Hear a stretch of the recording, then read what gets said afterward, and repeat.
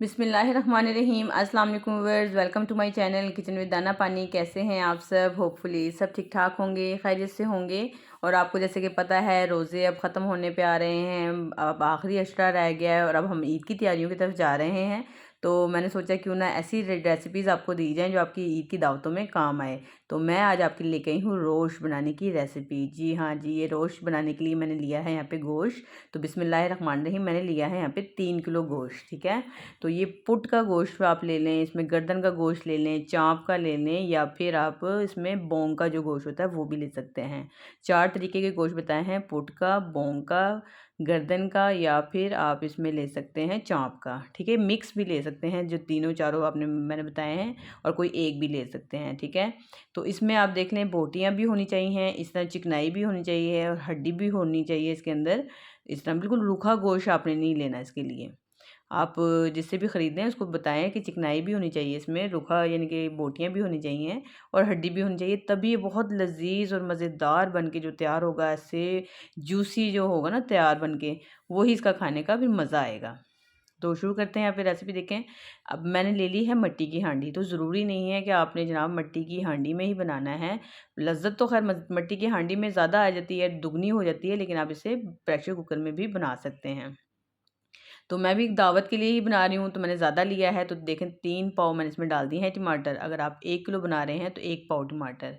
तो मैंने यहाँ पे 8 से 10 क्यूब ले लिए हैं, यानी कि यहाँ पे अदरक लहसुन के पेस्ट के 1 किलो में आपने 2 टेबलस्पून डालना है। और ये देखें लाल मिर्चें हैं, 20 25 30 मिर्चें हैं, यानी कि मैंने डाली हैं ज़रा इसमें। 3 किलो के हिसाब से आप 1 किलो में बना रहे हैं तो 12 से 15 गोल वाली लाल मिर्चें ले सकते हैं। 3 टेबलस्पून भर भर के मैंने यहाँ पे लिया है ज़ीरा, और अगर आप 1 किलो बना रहे हैं तो 1 टेबलस्पून ज़ीरा डालेंगे। 2 टेबलस्पून यहाँ पे मैंने डाला है इसमें नमक। ठीक है, तो अगर आपने बनाना है 1 किलो गोश्त तो आप सिर्फ 1 टीस्पून से पौना टीस्पून यानी कि क्या होता है टेबलस्पून तक ले सकते हैं। ठीक है, 12 से 15 मैं इसमें डाल रही हूँ यहाँ पे आलू बुखारे। अगर आप 1 किलो बना रहे हैं तो 4 से 5 आलू बुखारे काफ़ी होंगे। बस यही इसकी रेसिपी है, यही टोटल। इसमें अब मैंने डालना है 2 गिलास पानी, क्योंकि जो मिट्टी का बर्तन होता है ये पानी को ज़्यादा अपने अंदर यानी कि खुश्क जल्दी नहीं होता, इसके अंदर पानी रहेगा। प्रेशर कुकर जो है वो जल्दी से पानी को खुश्क करना शुरू हो जाता है। तो ये देखें हल्का हल्का पानी नीचे नीचे नज़र आ रहा है। तो ये बस मैंने 2 गिलास में इसमें पानी डाला है, और अब मैंने इसको लगा दिया है आटा, ताकि इसकी स्टीम बिल्कुल बाहर ना आए, क्योंकि प्रेशर कुकर में तो ऑलरेडी स्टीम बन जाती है, तो उसमें तो ऐसी कोई कार्रवाई करने की ज़रूरत नहीं पड़ती। तो हमने क्या किया है, इसके अंदर आटा लगा दिया और मैंने अंदर की साइड से लेयर लगाई, आपने देखा होगा। क्योंकि कुछ लोग होते हैं ढक्कन रखने के बाद ऊपर से लेयर लगाते हैं, लेकिन वो कहीं ना कहीं से प्रेशर जब अंदर गैस का बनता है तो लीक हो जाती है। ठीक है, इस तरीके से बिल्कुल लीक नहीं होगी। अब मैंने रख दी है चूल्हे पे हांडी, और 10 मिनट के लिए मैं इसको तेज़ आंच पे कुक कर लूँगी।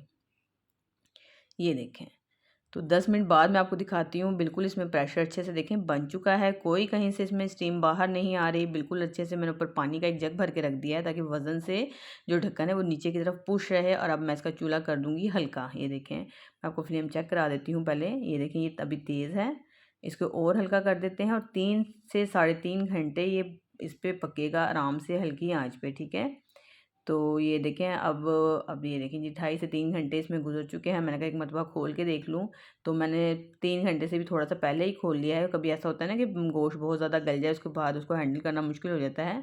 तो ये देखें अब मैं इसका जो है ढक्कन अलग करना, और ये बहुत काम आपने एहतियात से करना है, इसमें बहुत ज़्यादा स्टीम होती है। आपने हाथ को करीब नहीं लेके जाना, एकदम स्टीम आपके हाथ पे लग जाएगी तो सारे यानी कि आपको बहुत इसका प्रॉब्लम आपको फेस करनी पड़ेगी उसकी वजह से। तो कोई बड़ा हो उसको उससे ये काम करवाएं। आटा मैंने बिल्कुल हटा दिया है इसके पास से, बिल्कुल इसको कपड़े से साफ़ कर लें ताकि आटा इसके अंदर ना गिर जाए। और ये देखें कितना सॉफ्ट है, हड्डियाँ बिल्कुल अलग हो चुकी हैं, बहुत गर्म है, टूट के दिखाया नहीं जा रहा। तो बस अब अभी भी इसके अंदर देखें अच्छा खासा पानी मौजूद है। तो जो इसकी असल रेसिपी है तो वो पानी इसी तरीके से यखनी ही पी जाती है, यानी कि बलूचिस्तान की साइड की पहाड़ी इलाकों की रेसिपी है।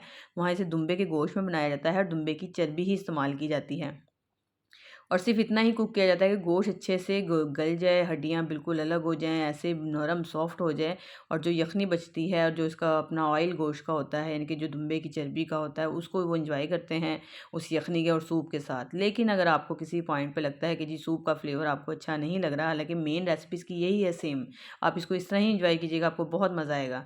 लेकिन आपको लग रहा है कि इसको भुनना चाहिए, तो आप इसकी बोटियाँ अलग कर लें और इसमें ऑयल डाल के तो इसको मसाले को एक मरतबा भून लें। आपने बोटियों के साथ की भुनाई नहीं करनी, क्योंकि बोटियाँ बहुत ज़्यादा सॉफ्ट हो गई हैं, आप भूनते जाएंगे वो टूट के बिखर जाएंगी। तो ये मैं आपको बिल्कुल प्रॉपर तरीके से समझा रही हूँ कि दोनों तरीके से आप बना सकते हैं। तो मैंने इसमें कम से कम डाला है 1.5 पाव के करीब ऑयल, क्योंकि इसमें ज़्यादा घी जाता है। तो 1 किलो में भी आप 200 ग्राम तक डाल सकते हैं, तो 1.5 पाव से आधा किलो तक भी जा सकता है इसमें। लेकिन मैं बाद में भी इसको देख सकती हूँ। देखिए मैंने इसमें ऑयल डाल के आधा घंटे के लिए बिल्कुल हल्की आंच पे छोड़ दिया। बहुत प्यारी इसमें से खुशबू आ रही है। क्या इसका टेस्ट होगा।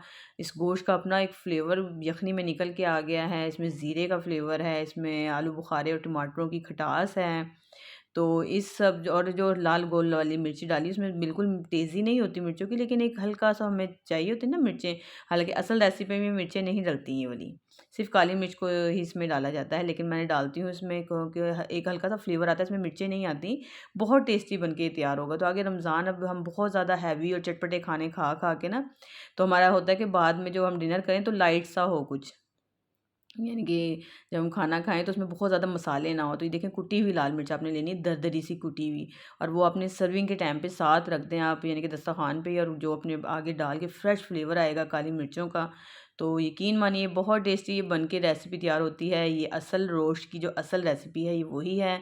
तो आपने इसको एक मरतबा ज़रूर ट्राई करना है, आपको इंशाल्लाह बहुत पसंद आएगी। आपने इसको बहुत एंजॉय करेंगे आप इसको। तो आप पार्टी में, यानी कि जो ईद पार्टी होती हैं उस पे भी बना सकते हैं, और अभी भी रमज़ान के कुछ दिन बाकी हैं, एंड में भी इफ्तार पार्टियाँ चलती रहती हैं, उस दौरान भी आप इन्हें बना के एंजॉय कर सकते हैं। ये देखिए इतना सॉफ्ट है। और इसका जो मैंने आपको गोश्त बताया है, आपने वही वाला गोश्त लेना है, इसमें बहुत टेस्ट और फ्लेवर होता है। ये देखें क्या मुंह में घुल रहा है गोश्त, इतना मज़ेदार ये गोश्त बन के तैयार हुआ है। तो मैं उम्मीद करती हूँ इतनी सिंपल और आसान रेसिपी आपको ज़रूर पसंद आई होगी। तो अगर आपको मेरी रेसिपीज़ पसंद आती हैं तो प्लीज़ मेरे चैनल को ज़रूर सब्सक्राइब करें, मुझे सपोर्ट करें, ताकि मैं ऐसी ही मज़ेदार वीडियोज़ आपके लिए हमेशा लेकर आती रहूँ। और अगर आप मेरे चैनल पे नए हैं, मेरे चैनल को सब्सक्राइब करके बेल आइकन को ज़रूर प्रेस कर लें, ताकि मेरी तमाम वीडियोज़ के नोटिफिकेशन सबसे पहले आप तक पहुँचें। मुझे अपनी दुआओं में याद रखें। मिलती हूँ मैं आपसे किसी और नई वीडियो में। जब तक के लिए मुझे दें इजाज़त। अल्लाह हाफ़िज़।